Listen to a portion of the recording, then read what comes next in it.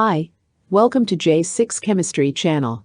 Please don't forget to like and subscribe. Today we will discuss rapid and easy standardization of sodium hydroxide or NaOH.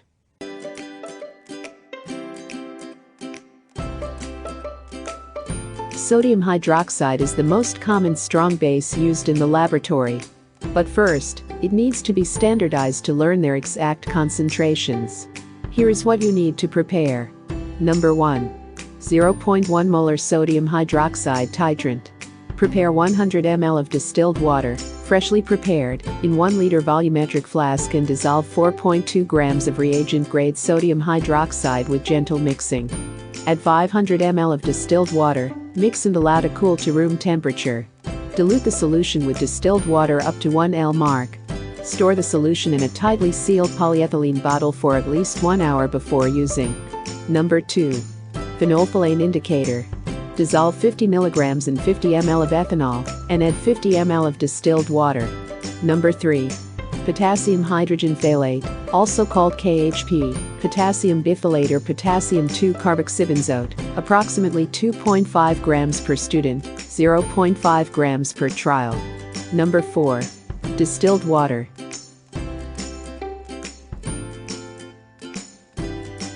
Now that we have the reagents that we need, let us dive into 3-step standardization. Step 1. Dry a primary standard-grade potassium hydrogen phthalate for 1 hour at 105 degrees centigrade and store it in a capped bottle in a desiccator. 0.5 grams is recommended per trial.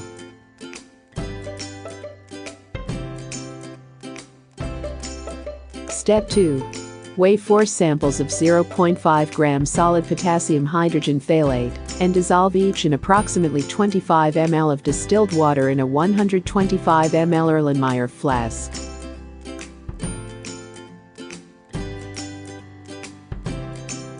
Step 3. Add 3 drops of phenolphthalein to each flask and titrate 1 rapidly to find the endpoint.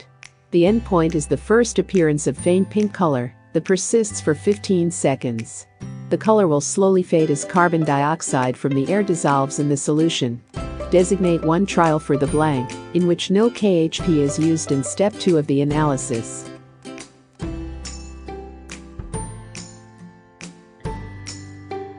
Now we can calculate the actual molarity of 0.1 molars of sodium hydroxide. The molarity of sodium hydroxide is equal to the actual mass or weight of potassium hydrogen phthalate used divided by a factor of 0.2043 times the volume of sodium hydroxide used in ml. You may subtract the volume for the blank if you have a reading in the blank trial titration.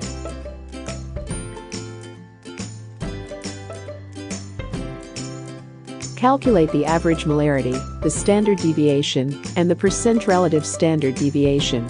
If you were careful, the relative standard deviation should be less than 0.2%.